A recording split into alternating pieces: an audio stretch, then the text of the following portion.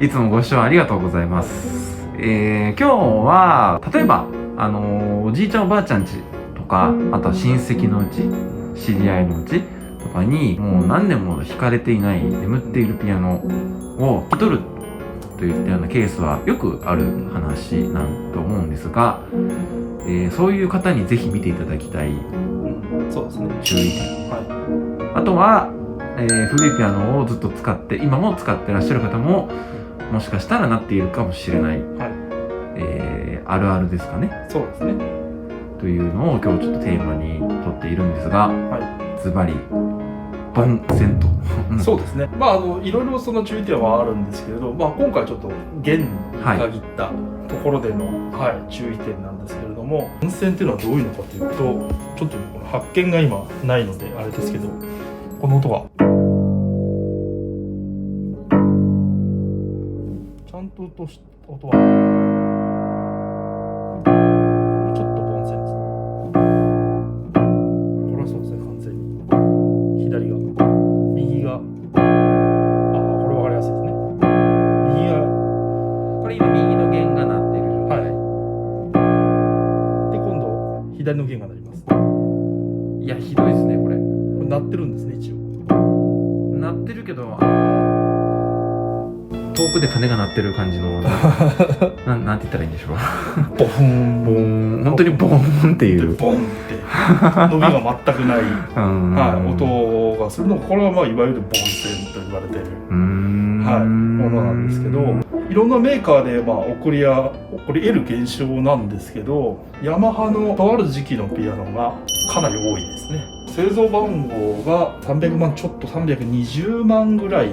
から360万70万ぐらいの U1M とか U3M、U2M から一部その後に出てくる A って U1A とかにも多少かかってるものもあるかもしれないですね。でその時の上位機種だった UX の後継の YUX とその上の YUA も割と共通して言えることなんですけど、年式でいうと40年ぐらい前ですか？そうですね。41年2年から30後半ぐらい経ってるヤマハが比較的多いですね。原因ははっきりとは分からないんですけれども、噂によるとその巻き方が良くなかったんじゃないかと言われて、銅線の巻き方ってことですね。そうですね、言われているんですけど、本当のことは分からないです。でもこれだけほぼ間違いなくそうなるってことは、きっと製造上の何かだったのかなとは思うんですけど、あとは環境によってもなる場合も、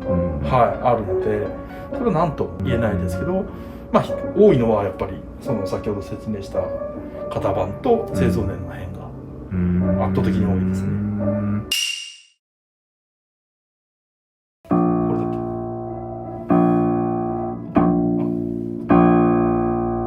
隣のというか他の音はどんなものでしょう？ちょっと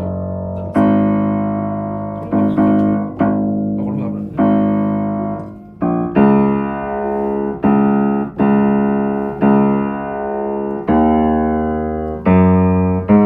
全体的になんかこれ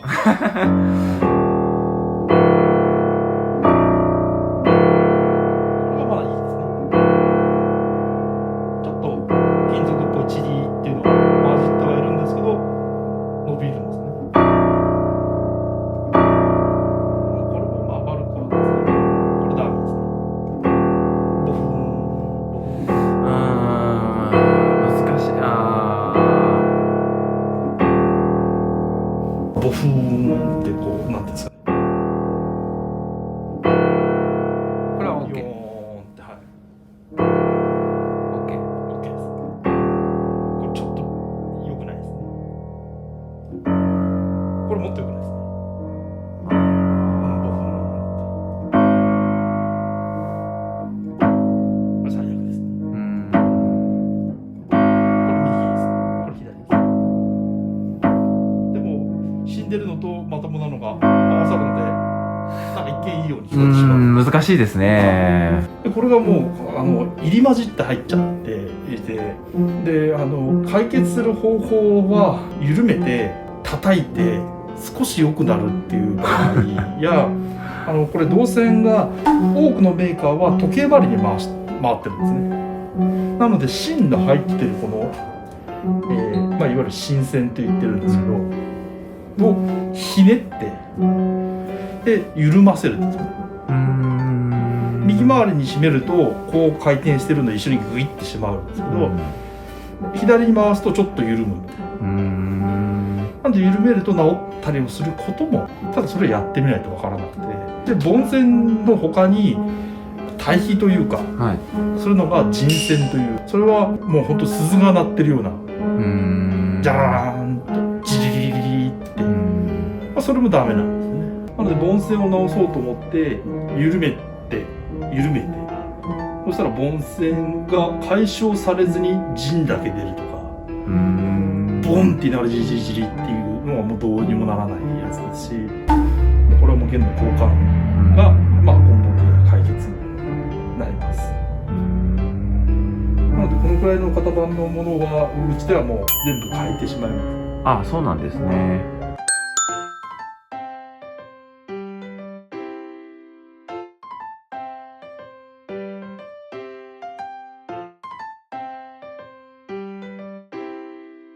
比べてみたらわかるかもしれないですけど、持ってるピアノがそうなってるのかは正直わかんないんじゃないかな。あとはその弦がいけないんじゃなくて、低音の伸びが悪いピアノっていうような言い方をされるかもしれないですね。ボフンって言ってるだけで全然音伸びない、低音の伸びが悪いなとか、と感じられる時はもしかするとその盆線っていうのが原因かもしれないですね。持ってるピアノがまさにこの時代のものでちょっと気になるとか、もしくは譲り受けるものとかがこの時代だとか、搬入してもらった後に調律するのであればちょっと確認だけねしてもらえれば一番早いですよね。であと全部変えるとなるとそこそこ大掛かりになるので、できれば運ぶ前に見に行ってもらって交換する必要があるかないかとかっていうのを確認してから運んだ方が、で新しいところに持ってってまた出すっていうと、でまた出したらまた持ってこなくちゃいけないので、もう運送代がもう完全に2倍かかってしまうので、やっぱり事前に見てもらった方が、で本当は全部変えてももちろんいいんですけど、他が悪くない場合はうちはもう低音のこのマックスだけ変えちゃいますね。ちょっとバランスが崩れがちになるんですけれども、それはちょっともうある程度数やってるので、それが崩れないような方法を取ってはきているので、そんなに届けた後にめちゃくちゃになることは少ないと思います。わかりました。では今回は盆線と人線について、ご紹介しました。